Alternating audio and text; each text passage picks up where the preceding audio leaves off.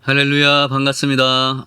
오늘은 로마서 3장 19절에서 31절 말씀, 믿음을 통한 구원이라는 제목으로 은혜를 나누도록 하겠습니다. 먼저 우리 부활하신 주님을 찬양하며 경배하며 감사하는 마음으로 보혈을 지나 찬양으로 우리 은혜를 나누도록 하겠습니다.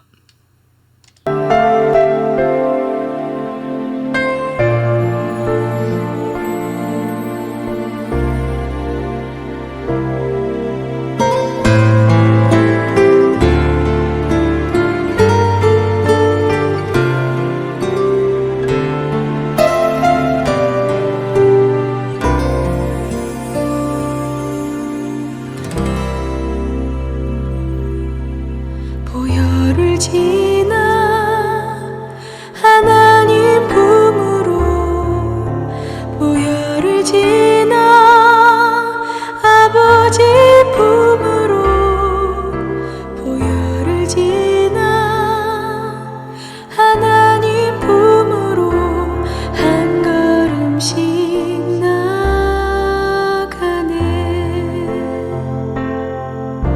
보혈을 지나 하나님 품으로 보혈을 지나 아버지 품으로 보혈을 지나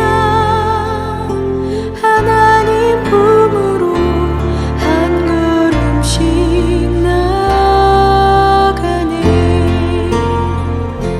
존귀한 주 보혈이 내 영을 새롭게 하시네. 존귀한 주 보혈이 내 영을 새롭게 하네.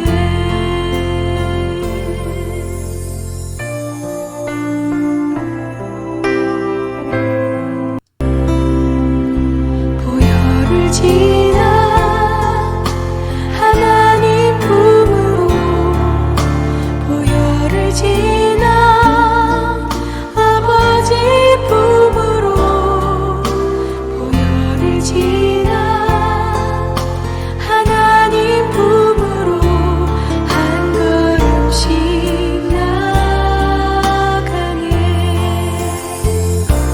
존귀한 주 보혈이 내 영을 새롭게 하시네. 존귀한 주 보혈이 내 영을 새롭게 하네. 존귀한 주 보혈이 내 영을 새롭게 하시네. 존귀한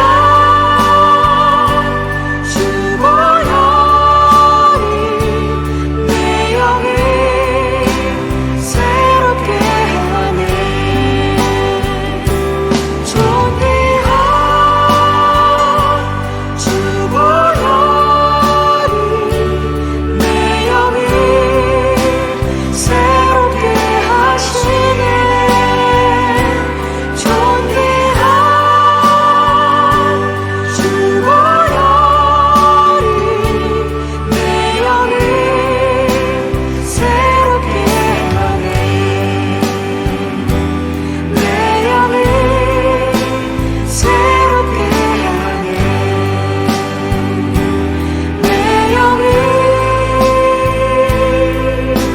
새롭게 하네.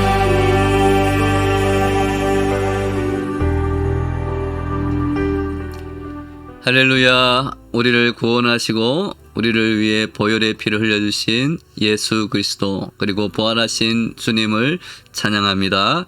그 보혈의 은혜로 그 공로로 우리가 구원을 얻을 수 있음을 감사하며 오늘 로마서 말씀 더 나누도록 하겠습니다. 네, 오늘은 로마서 3장 19절에서 31절까지 말씀, 믿음을 통한 구원이라는 제목으로 같이 말씀을 나누도록 하겠습니다. 로마서 3장 19절에서 31절 같이 읽어보도록 하겠습니다. 우리가 알거니와 무릇 율법이 말하는 바는 율법 아래에 있는 자들에게 말하는 것이니 이는 모든 입을 막고 온 세상으로 하나님의 심판 아래에 있게 하려 함이라. 그러므로 율법의 행위로 그의 앞에 의롭다 하심을 얻을 육체가 없나니 율법으로는 죄를 깨달음이니라. 이제는 율법 외에 하나님의 한 의가 나타났으니 율법과 선지자들에게 증거를 받은 것이라. 곧 예수 그리스도를 믿음으로 말미암아 모든 믿는 자에게 미치는 하나님의 의니 차별이 없느니라. 모든 사람이 죄를 범하였음에 하나님의 영광에 이르지 못하더니 그리스도 예수 안에 있는 속량으로 말미암아 하나님의 은혜로 값없이 의롭다 하심을 얻은 자 되었느니라. 이 예수를 하나님이 그의 피로써 믿음으로 말미암는 화목 제물로 세우셨으니 이는 하나님께서 길이 참으시는 중에 전에 지은 죄를 간과하심으로 자기의 의로우심을 나타내려 하심이니 곧 이때에 자기의 의로우심을 나타내사 자기도 의로우시며 또한 예수 믿는 자를 의롭다 하려 하심이라. 그런즉 자랑할 때가 어디냐 있을 수가 없느니라. 무슨 법으로냐 행위로냐 아니라 오직 믿음의 법으로니라. 그러므로 사람이 의롭다 하심을 얻는 것은 율법의 행위에 있지 않고 믿음으로 되는 줄 우리가 인정하노라. 하나님은 다만 유대인의 하나님이시냐 또한 이방인의 하나님은 아니시냐 진실로 이방인의 하나님도 되시느니라. 할례자도 믿음으로 말미암아 또한 무할례자도 믿음으로 말미암아 의롭다 하실 하나님은 한 분이시니라. 그런즉 우리가 믿음으로 말미암아 율법을 파기하느냐 그럴 수 없느니라. 도리어 율법을 굳게 세우느니라. 아멘. 우리는 율법과 율법주의가 다르다는 것을 알고 있습니다. 한마디로 말하면 율법은 거룩하고 선한 하나님의 법칙입니다. 그러나 율법주의는 그러한 하나님의 율법의 그 중심 사상을 그 생각을 잘못 이해하고 그릇된 신앙생활에 빠지게 하는 것입니다. 그래서 율법주의에 빠지면 내 마음을 다하고 힘을 다하여 내 하나님을 사랑하라 그리고 내 이웃을 사랑하라는 율법의 그 근본 정신은 잊어버리고 율법에 기록된 그 종교적인 의무만을 하면 자기 할 일을 다한 경건하고 의로운 신앙이라는 그러한 착각에 빠져서 자기의 의로 말미암아 자기를 의인이라 그렇게 부르는 그러한 하나님 앞에서 그 자신의 행위로 말미암아 의롭다함을 받는다라고 생각하게 만든다는 것입니다. 그러므로 율법은 선하고 좋은 것이지만 율법주의는 악한 것이다라고 말할 수 있습니다. 왜냐하면 율법주의는 예수 그리스도를 붙잡지 않고 자기 의를 자기의 공로를 의지하게 함으로써 궁극적으로 예수 그리스도의 은혜로부터 멀어지게 만들기 때문입니다. 오늘 19절에서 21절까지 말씀에는 율법이라는 단어가 6번이나 반복해서 나타납니다. 그렇다면 율법이 무엇입니까? 먼저 우리는 율법이라는 단어가 다양한 의미로 성경에서 사용되고 있음을 알아야 합니다. 율법이라는 단어가 창세기, 출애굽기, 레위기, 민수기, 신명기 이 5권의 모세 오경인 토라를 가리킬 때 또 율법이라는 단어를 씁니다. 또 율법이라는 단어가 이제는 더 이상 지속되지 않는 구약 시대의 특정한 그러한 제사법이나 절기법 등을 말하는 그러한 때 또 율법이라는 단어를 사용하기도 합니다. 아니면 지금도 변함없이 지켜야 하는 십계명과 같은 하나님의 법을 말할 때도 또 이 율법이라고 표현하기도 하는 것입니다. 그래서 우리는 율법이라는 단어가 사용될 때 그 율법이 뜻하는 바를 잘 이해해서 우리가 읽을 필요가 있는 것입니다.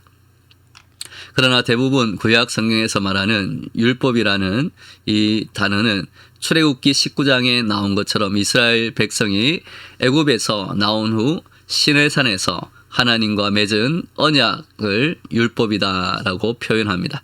그래서 이 율법을 시내산 언약이라고 말하기도 합니다. 이 언약의 내용들, 즉 율법의 내용들은 십계명과 또 절기의 의식들, 제사 의식, 그리고 재판법 등 다양한 그러한 내용을 포함합니다. 그래서 율법은 어떻게 하나님을 사랑하고 또 하나님을 예배할 것인지, 그리고 어떻게 그 하나님을 사랑하는 마음으로, 경외하는 마음으로 하나님의 형상으로 만들어진 우리 이웃을 사랑하고 또 공동체 생활을 해야 할 것인지, 그리고 어떻게 하면 하나님의 거룩함을 닮아가는 그러한 거룩한 백성들이 되는지 등의 하나님의 뜻을 보여주는 하나님의 통치 원리, 하나님의 법칙이다라고 말할 수 있습니다. 그렇다면 하나님은 왜 율법을 주셨을까요?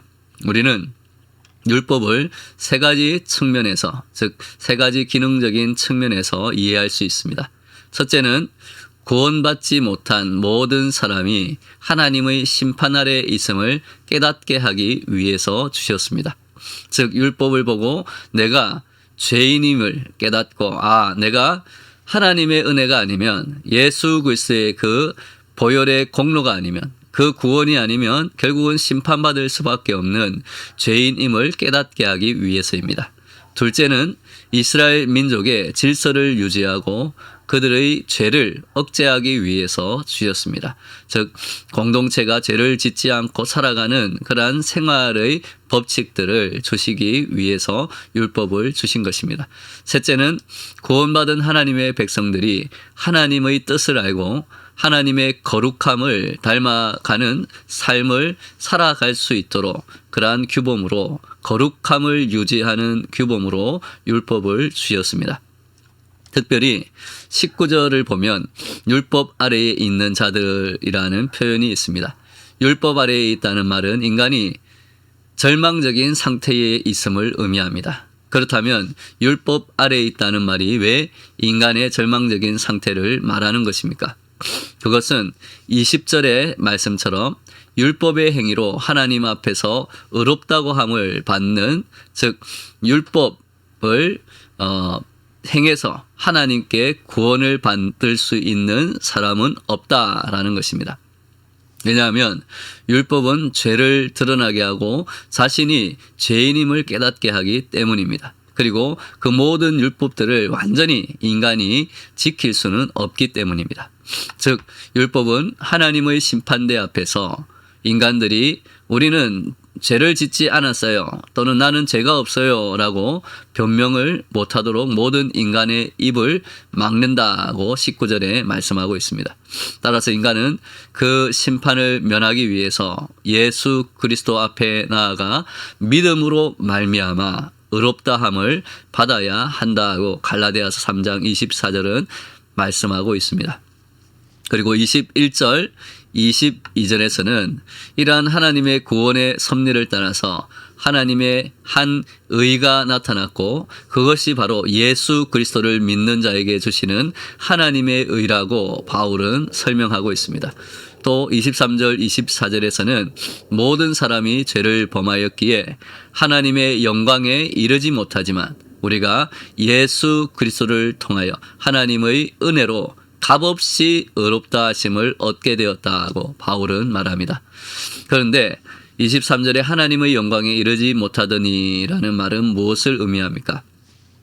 여기서 말하는 하나님의 영광은 하나님 자신의 본질적인 속성을 의미합니다. 즉 하나님 자신이 거룩한 영광 그 자체이십니다. 그리고 그 영광에 이르지 못한다는, 이 이르지 못한다는 말은 헬라어로 휘스테론 타이라는 단어인데 그 뜻은 결여되다, 부족하다라는 뜻입니다. 그렇다면 하나님의 영광이 결여되었다 혹은 하나님의 영광이 부족하다라고 말할 수 있습니다. 이것은 무슨 의미입니까? 하나님의 형상으로 만들어진 아담과 하와가 범죄한 이후에 하나님의 영광을 잃어버리게 되고 그 결과 파괴적이고 오염된 죄의 성품을 갖게 되었습니다. 하나님의 영광으로부터 떨어지게 되었다, 멀어지게 되었다는 것입니다. 그러므로 성경은 모든 사람이 죄를 범하였다고 선언하고 윤리적이고 도덕적인 그러한 죄의 범주를 넘어서 하나님과의 관계성에서 그 기준을, 죄의 기준을 말하고 있는 것입니다. 즉 하나님과의 관계에서 멀어진 것, 하나님의 그러한 관계, 하나님의 영광이 결여된 상태, 하나님의 거룩함을 잃어버린 상태가 바로 모든 사람이 죄를 범하고 있는, 죄에 물든 상태라는 것입니다. 그러므로 성경이 말하는 죄는 하나님과의 관계가 잘못되어 있고, 그래서 하나님의 영광이 부족한, 하나님의 영광이 결여되어 있는 그 자체가 바로 죄의 상태다라고 말하고 있는 것입니다. 하나님께서는 이러한 죄인들을 위해서 예수 그리스도 안에 있는 속량으로 말미암아 우리에게 값없이 의롭다 하심을 얻게 하셨다고 오늘 24절 말씀은 우리에게 전하고 있습니다. 여기서 값없이라는 말은 어떠한 대가도 없이, 인간의 어떤 행위나 인간의 공로와 상관없이 죄인을 의롭다고 인정해 주신다는 것입니다. 24절을 보면 하나님께서 죄인을 의롭다고 선언할 수 있는 것은 바로 예수 그리스도 안에 있는 속량 때문이라고 바울은 말합니다. 여기서 속량이라는 말은 국어사전에 몸값을 받고 종을 놓아주어 양민이 되게 한다는 뜻입니다. 즉, 그 종의 몸값을 지불하고 그 종을 자유롭게 놓아준다라는 뜻입니다. 구약시대 이스라엘 사람들은 빚을 진 후에 갚을 능력이 없으면 종이 되어서 그 빚을 갚아야 했습니다. 그러나 가까운 친척 중에서 재력이 있는 사람은 자신의 가족이요 친척인 그 사람의 몸값을 대신 지불하고 해방시켜 주어야 했습니다. 이렇게 몸값을 대신 지불함으로 자신의 형제가 종이 되지 않도록 구해내는 것 혹은 풀어주는 것을 속량하다, 구속하다라고 말합니다. 그런데 성경은 모든 사람이 죄 아래에 있기 때문에 하나님의 심판을 받을 수밖에 없다고 선언합니다. 성경은 그래서 죄의 삭은 사망이라고 말하고 있는 것입니다.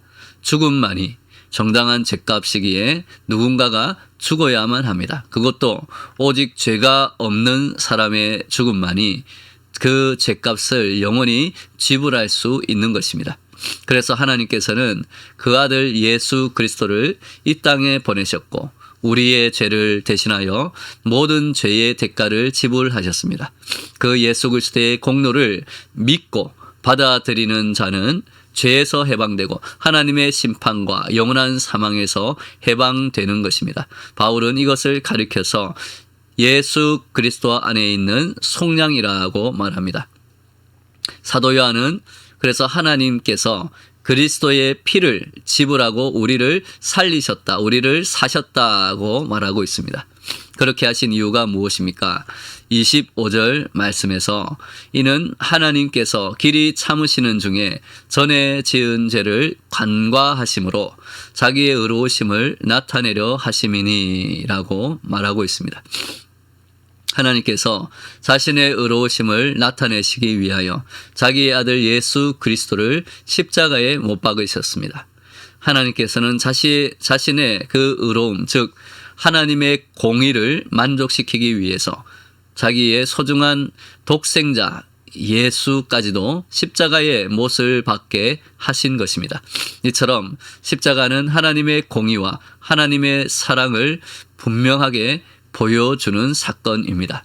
그래서 기독교는 자기 자랑과 자신의 의로움을 내세울 수 없는 오직 값없이 주어진 은혜만을 믿는 종교입니다. 이렇게 우리가 죄인임에도 불구하고 예수님을 믿기만 하면 하나님께서는 우리를 의롭다고 선언하시고 의롭다고 선언하신 후에 하나님의 진노에서 벗어나 영원한 생명, 즉 구원을 얻게 하심으로 하나님의 사랑을 우리에게 분명하게 확증하셨습니다. 그래서 27절, 오늘 28절 말씀에서 바울은 사람이 하나님 앞에서 의롭다고 인정을 받는 것은 우리의 행위에 있지 않고 오직 믿음을 따라 된다고 강조하고 있습니다. 그리고 하나님께서는 유대인의 하나님이실 뿐만 아니라 이방인의 하나님도 되신다고 다시 강조합니다. 그러므로 믿음은 율법을 파기한 것이 아니라, 율법을 없앤 것이 아니라 오히려 하나님의 그 율법의 진정한 의미를 굳게 세워준다. 즉 하나님을 사랑하고 이웃을 사랑하는, 그래서 이방인들도 그 구원 안에 있음을 인정하고 이방인들에게 복음을 전하는 것을 통해서 율법을 완성하고 굳게 세워준다고 바울은 말하고 있는 것입니다. 바울은 이렇게 유대인들에게 율법과 관계에서 구원을 말하고 있는 것은 유대인들이 율법의 행위를 통해서 하나님께 인정을 받으려 했기 때문입니다. 즉 율법주의에 빠져 있었기 때문입니다. 그래서 바울은 할례자, 유대인이나 무할례자, 이방인이나 하나님께 의롭다고 인정받는 길은 믿음뿐이다. 예수 그리스도를 믿는 믿음뿐이라고 선언하면서 그 믿음이 율법을 굳게 세운다고 말씀하고 있습니다. 예수님도 내가 율법을 완성하러 왔다고 말씀하셨습니다. 다시 말해서 믿음으로 의롭다고 인정해 주신 것은 율법을 무시하고 율법을 어기면서 살아도 된다고 말하는 것이 아니라 오히려 율법의 요구를 충족시키고 완성하라는 것입니다. 그 율법을 충족시키고 완성하는 길이 바로 우리는 율법을 다 지킬 수 없지만 우리를 대신해서 우리를 속량하신 예수 그리스도를 믿는 그 의로 말미암아 우리가 의롭다함을 받고 또 그 예수 그리스도의 이름으로 말미암아 율법을 더 완성할 수 있는 거룩한 사람이 될 수 있다라는 것입니다. 진정으로 복음을 깨닫고 하나님의 은혜 아래 살아가는 성도라면 성령의 인도하심을 통하여 예수 그리스도를 닮아가고 하나님의 율법을 지키고 완성해 가는 그러한 거룩한 삶을 살아간다는 것입니다. 이처럼 성도들의 신앙생활은 복음 안에서 하나님의 은혜를 누리는 삶, 그 가운데 하나님의 말씀을 지키며 율법을 완성해가는 믿음의 발걸음이 되어야 할 것입니다. 오늘 우리의 이 찬양과 말씀과 기도 가운데 우리를 죄에서 영원한 사망에서 구원하시기 위해 십자가에서 죽으시고 우리의 구원을 다 이루어 주신 예수님을 믿고 그 부활하신 예수님께 감사함으로 나아가는 시간이 되기를 원합니다. 그리고 이 세상 그 어떤 것으로도 비교할 수 없는 예수님의 핏값으로 속량하신 우리의 구원과 생명을 생각하며 우리들도 예수님처럼 생명을 살리기 위해서 겸손하게 섬기며 예수님을 닮아가는 저와 여러분 되시기를 예수님의 이름으로 축원합니다. 아멘.